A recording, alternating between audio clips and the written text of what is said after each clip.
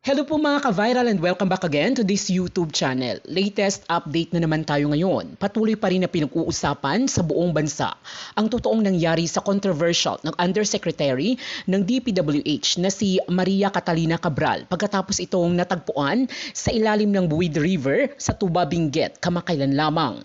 Si Catalina Cabral ay isa sa mga iniimbestigahan ng Independent Commission for Infrastructure or ICI at Blue Ribbon Committee ng Senado hinggil sa bilyon-bilyon na korupsyon at anomalya sa DPWH Infrastructure Project. Napag-alaman na ipinatawag sa Office of the Ombudsman itong si Yusek Catalina Cabral noong December 5 at doon niya nalaman na isa siya sa maaaring makakasuhan at lalabasan ng arrest warrant ng Ombudsman at Sandigan Bayan. Muli na naman itong ipinatawag ng ICI noong December 17 subalit hindi na ito sumipot. Dito na di umano naging sobrang stress si Yusek Catalina Cabral at nagpa siya na magtungo di umano sa Baguio at Benguet upang makapag-relax ayon ito sa mga pahayag ng driver nito at ang asawa nito na si Cesar Cabral. Subalit noong sumunod na araw ay ginulat ang marami sa balita na wala na si Yusek Cabral at may masamang nangyari sa kanya. Base sa mga dashcam na nakalap ng NBI ay makikita si Cabral sa gilid ng bangin na nakaupo sa gitna ng dalawang concrete barrier at may balak na hindi maganda. Naging person of interest ang driver nito na kasama nitong pumunta doon. Tumuloy sa hotel kasama din si Cabral, lumabas ang dalawa noong bandang hapon. Nag-selfie pa sila sa gilid ng bangin at nagpaiwan itong si Yusek Catalina Cabral at binalikan niya ito ng ilang oras, subalit wala na doon si Cabral.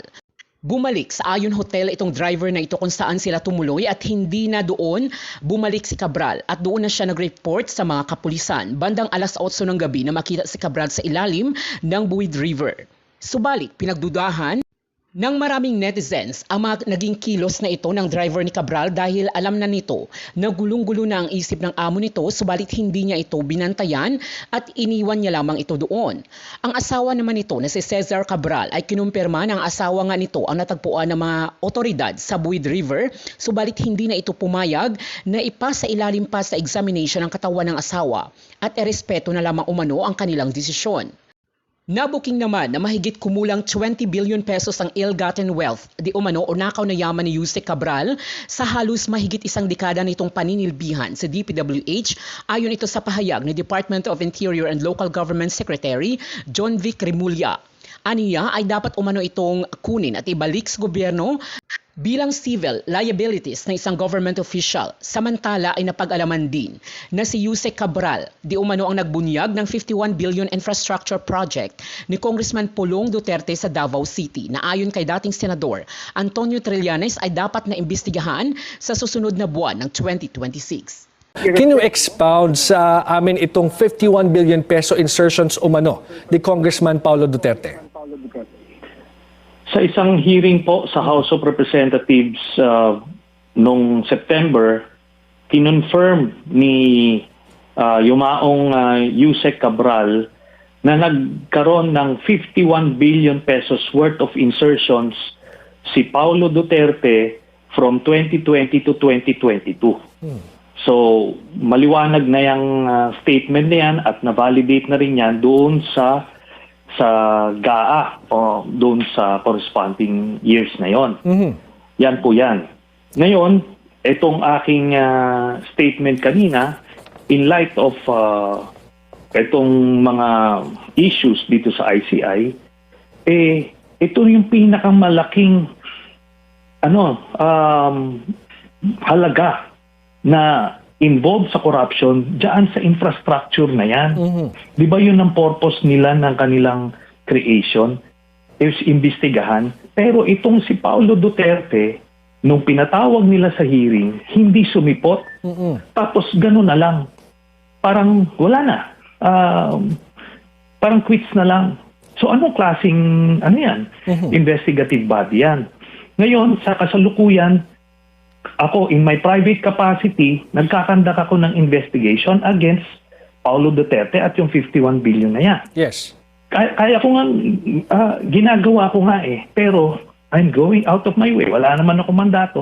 But as a private citizen, I have a right Aha. Pero itong nakamandato na ito, ay hindi nila ginagawa yon. Kumbaga sinasabi niyo po na kung kayo nga kaya niyong gawin, bakit yung ICI na may mandato, ba't hindi nila gawin? So, should we expect you, Senator Sonny, to file charges against Paulo Duterte in the coming days kung matatapos niyo po itong sinasagawa ninyong personal na effort para mag-investigate?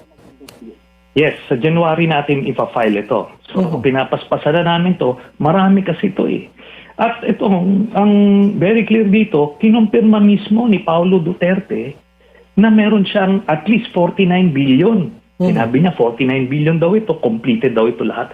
Ngayon, titignan natin. Alam nyo, itong DPWH, yung mga inspektor ng ICI, ang dami, pati PNP, AFP, wala man lang sumilip dun sa distrito ni Pulong Duterte. What do you Yun yung mahiwaga dito. What do you think is the reason behind that, Senator Trillanes? Is either takot or kakampi nila. Okay. Nabanggit niyo po unang-una na, of course, si Yusek Cabral ang nag-expose itong 51 billion pesos. Now that she's dead, sa tingin niyo po ba ay hihina yung posibleng ebidensya na magtuturo dito kay Representative Duterte sa mga anomalyang binabanggit po ninyo? Hindi po kasi kinonfirm lang naman ni Yusek Cabral yung nasa records na. Kasi Okay. nasa records naman eh. Na ito ang ni-request niya ni Pulong Duterte, total yan for the 3 years, 51 billion. At si Pulong na mismo ang nag-confirm 49 billion daw. Sige, pagbigyan na natin yung 2 billion na yon. Pero siya mismo nag-confirm na nag-insert siya ng 49 billion. Eh, imagine niyo, ngayon nga, 1 billion, may kaso ka ng malaki, di ba? Itong mga nakulong. Less than 1 billion nga itong mga ito eh. Itong isang 51 billion, itong ICI. Hindi man lang sinilip, di ba? Ilan yan naging investigador dyan? Si Magalong. At itong mga investigador na kung sino-sino, yung DPWH, bakit di sila pumupunta doon? Diba? Opo. Ito po bang sinasabing mga rocknetting scam during the Duterte admin, sinisilip nyo rin ho ba ito at iniimbestigahan ninyo on your personal capacity? Yes, kaso inuuna ko tong 51 billion. Okay. At ang ang sa pagkakaalam ko ay na-file na yan sila ng kaso. At least yung ombudsman, hinahanap na yan. Tapos na-freeze na rin yung assets ni Eric Yap. And by the way, hindi lang si Eric Yap yan. Ang kapartner niya dyan sa mga anomalyang yan ay si Pulong. Kasi alam ng mga taga-kongreso na tao lang ni Pulong si Eric Yap na ginawang appropriations committee. Kaya yan ang sitwasyon dyan. So, partnership yan. Kumbaga, yan po ang kailangan nating patunayan, yung relationship between Pulong Duterte and Congressman Eric Yap. But as far as I know, and correct me if I'm wrong po, Senator Trillanes, ito pong, nakapag-file na po kayo ng kaso against Senator Bongo and former President Digong Duterte in relation to the billions of pesos of projects that were awarded to the construction company po ng mga kaanak ni Senator Go. Is that correct? Yes. Okay. Na-file na natin. Kasi nga hindi gumagalaw itong ICI eh. Ano na Ako na lang mismo. Ano na pong estado noon na Senator Sonny? I would like to believe na nagsisimula na yung fact-finding phase ng Office of the Ombudsman. Kasi matagal ko nang na-i-submit yan, dapat pinapaspasan nila. Kasi ito napaka-obvious po na itong kaso ni Bongo. Biruin nyo, 7 billion pesos worth of projects ang inaward sa tatay at kapatid niya na maliwanag yan sa ating batas na bawal. Bawal magkaroon ng kontrata sa nasasakupan mong teritoryo. Siya, senador siya at special assistant to the president na buong Pilipinas yung sakop nila. Hindi pwede kang makakuha ng kontrata within 4th degree of consanguinity and affinity. Kaya kung ikaw ay senador, wala ka dapat kontraktor na kapatid at tatay. Ang advice mo sa kanila, kung sila ay may ganyang klaseng trabaho, doon sila sa private sector magtrabaho. Kasi merong conflict. Ito, 200 contracts ang inaward. Ano ba bang kailangan natin pag-isipan dito? Ito yung mga dapat unang nakukulong. Pero, yun na nga mahiwaga eh. Di ba? Anong ginagawa nitong mga ito? Now, Senator Sonny, nakuha namin itong list ng umano'y DPWH leaks kung saan nakalista as a 2020 proponent sa DPWH budget proposal sa NEP, itong si Congressman Paulo Duterte. The total reached 764 million pesos, which is far from the 51 billion peso insertion allegations. What can you say about this po? Eh, yan kasi yung sa NEP. At ang sinasabi natin dito, yung insertion sa GAB, sa General Appropriations Bill, yung sa House. Okay. Tapos eventually sa BICAM. May proseso po yan eh. Yung mga sinasabi nila ngayong DPWH leaks na yan, yan po yung sa National Expenditure Program. Okay. Request. Makita nyo. Oo. Anong taon po yan? 2020. Baka 2020. Biruin nyo, doon nagsimula. Pero nung nasa House na, lumobo ng bilyon-bilyon na yan. Kaya nga, pag tinotal mo, 2020 to 2022, doon sa distrito ni Pulong, maliwanag ho naman yun eh. Makukuha natin yan sa DPWH, saka sa DBM, kung magkano ang na-allocate na pondo ng gobyerno sa distrito ni Pulong from 2020 to 2022. Pag tinotal mo yan, 51 billion po. At kinumpirma na nga ni hindi lang ng dokumento, pati mismo si Yusek Cabral. At si Pulong mismo, umamin siya. 49 billion daw. Well, speaking of Yusek Cabral po, kasi syempre pinag-uusapan itong files na hawak ni Congressman Leandro Leviste, and I'm sure you are monitoring this. Ano ho ba ang masasabi nyo dito at ano ba ang silbi nitong listahan na ito? Yan na nga po ang sinasabi ko. Yung listahan na yan, guide lang yan. Okay. Pero ang dami mo pang kailangan ng mga dokumento para makabuild ka ng kaso. Ang sinasabi ko, what we have now, yung na-file ko kay Bongo, kumpleto na yung dokumento, mga kontrata nung tatay niya na napirmahan, ng tatay at kapatid niya, nung mayor si Duterte, siya yung executive assistant, nung presidente si Duterte, na siya yung special assistant to the president. Hanggang nung senador siya. Maliwanag na po yun. Na-build na yung case. Ito, insinuation, chismis pa lang yung ginagawa ng big deal ng nito ni Congressman Leviste sa media. Kagat na kagat naman kayo. Ito buo na eh. Itong kay Pulong, buo na rin. 51 billion. Saan mo sisiksik yung 51 billion peso sa isang distrito? Yun na lang common sense. Kaya, yun na nga. Kaya yun ang panawagan ko rito sa ICI. Kung yan, dalawa na yan, na napaka-obvious na mga kaso, hindi nyo maimbestigahan, magsara na lang kayo. Well, up to now po, hindi kayo kumbinsido na nagagawa ng ICI ang kanyang trabaho? Right from the get-go, yun ang inaantay ko. Kasi, di ba, dapat magsisimula ka. Kailan ba ito nagsimula? Dapat yung investigasyon nila kung kailan ito yung ganitong practice nagsimula. Nagsimula nung panahon ni Duterte. Inamin nila Diskaya, lumago yung kanilang negosyo simula nung late 2016 hanggang 2022. 2017, ito yung daang bilyon yung nakuha nilang mga proyekto. Sino ang nagtalaga sa kanya dyan? Ang nag-elevate sa kanya, di ba? Itong Yusek Bernardo na to, na-appoint ito na Yusek nung panahon ni Duterte. Sino nag-recommenda sa kanya dyan? Si Bongo. Di ba? Anong lumalabas? Anong ginawa nitong ICI? Nag-imbestiga sila ngayong Marcos administration lang. Bakit? Di ba? Paano mo ngayon makuha kung saan ito nanggaling? O si Yusek Cabral, buong kabuuan ng Duterte administration, diyan talaga lumawak yung influensya niyan. Diyan naging notorious yan. So dapat doon nila sinimulan. Kasi hindi eh. Kung ano na lang. Di ba? Mas inuna pa yung mga kaalyado ng Marcos administration. Yun nakakaduda naman yun. Kagaya po ninyo ay marami po tayong katanungan, pero aabangan po namin ang inyong mga susunod na pasabog kagaya ng iniimbestigahan nyo by January 2026. Maraming salamat po. Second, there may be items we do not agree with, pero ganun po talaga ang realidad ng bicameral conference committee. This is a process of reconciliation and compromise between two chambers. Sabi nga, we win some, we lose some. Pero simula pa lamang po, panalo na ang taong bayan dahil may win ang Senado. Our collective efforts have put forward reforms that funded our advocacy on transportation and mobility, support for our men in uniform, and the implementation of the Universal Healthcare Act, including addressing mental health concerns. Doon po sa DILG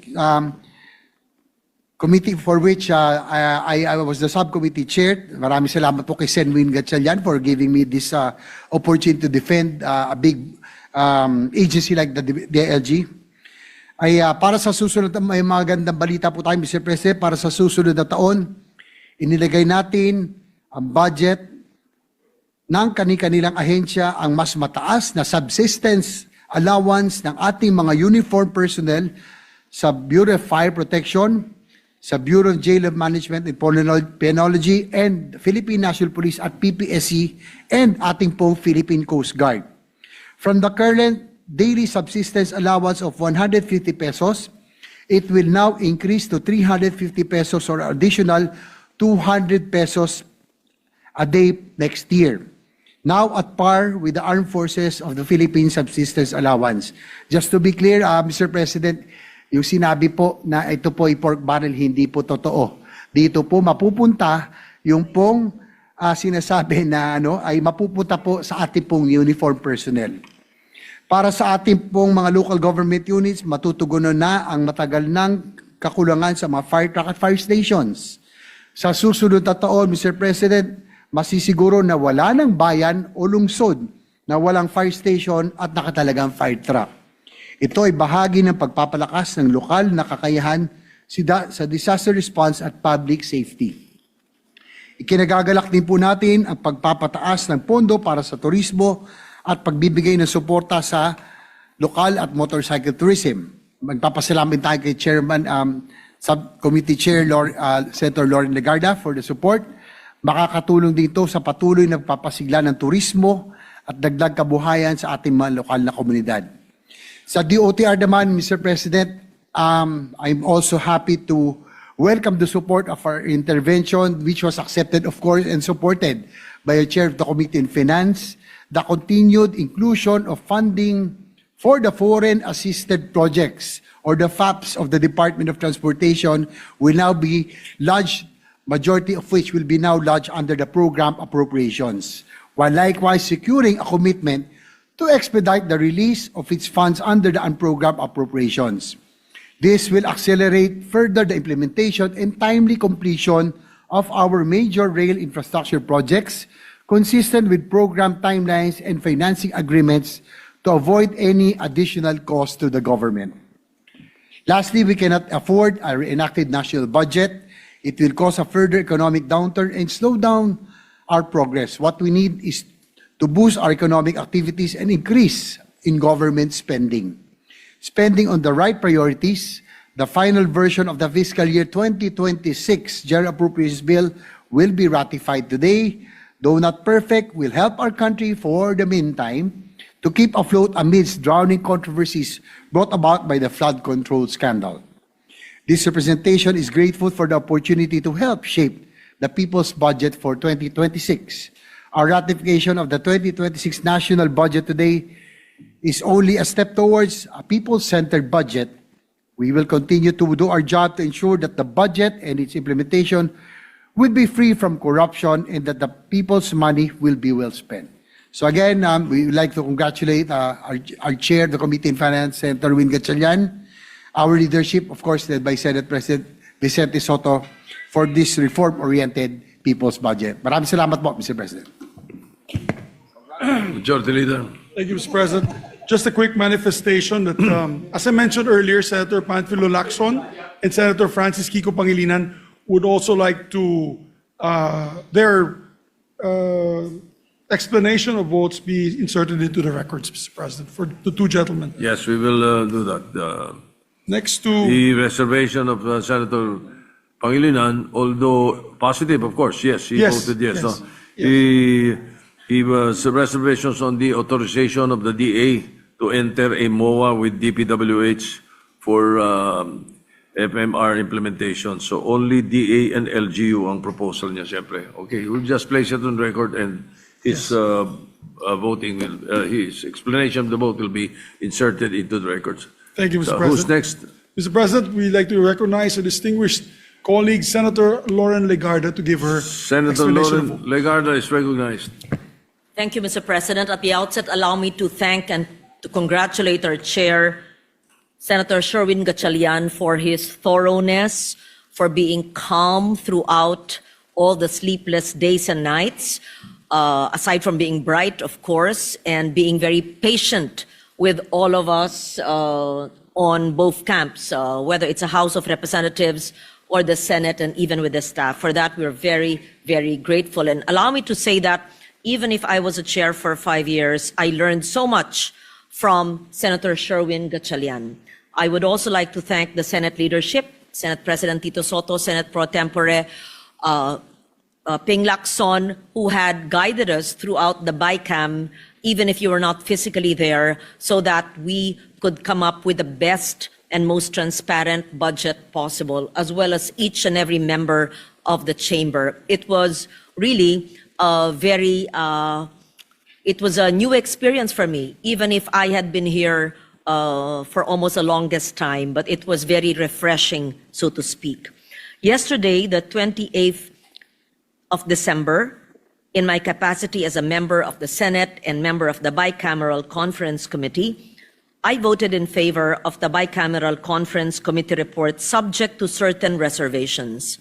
My reservations arise from the national government's continued failure to remit PhilHealth's actual legally mandated sin tax revenues from year 2023 onwards and statutory shares from PCSO and PAGCOR since 2019, undermining the Universal Healthcare Act, principally authored by our dear colleague Senator J.V. Ejercito and supported by all of us here, and delaying the transition to an institutionally guaranteed zero out-of-pocket care framework in public health utilities and facilities.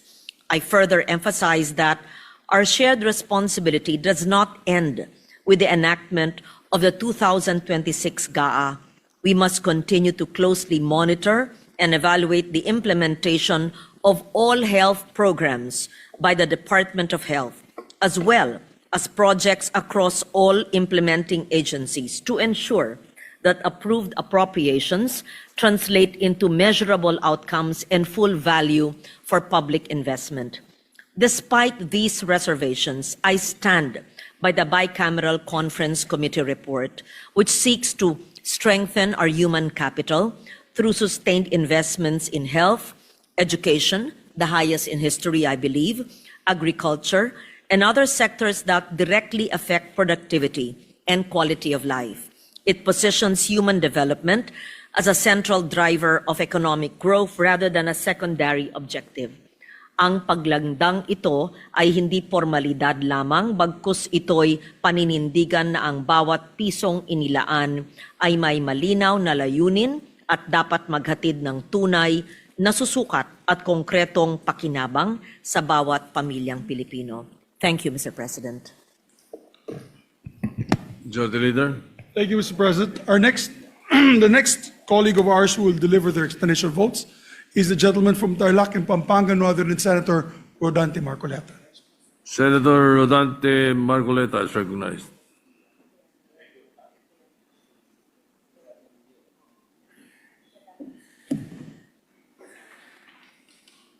Mr. President, esteemed colleagues, we're gathered today as part of our solemn duty to uplift and protect the welfare of our people by ensuring that this 2026 budget will be a million light years away from the controversial 2025 General Appropriations Act, tagged as the most corrupt, the most scandalous, and the most anomalous budget the Philippines has ever had in years.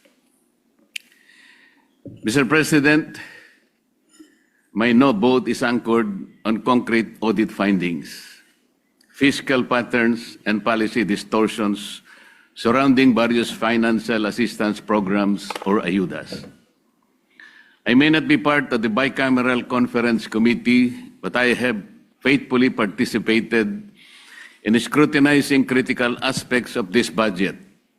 From the committee hearings, sinamahan natin ang napakasipag nating chairman of the Finance Committee, Senator Sherwin Gatchalian, hanggang sa isa lang na dito sa plenaryo ang committee report.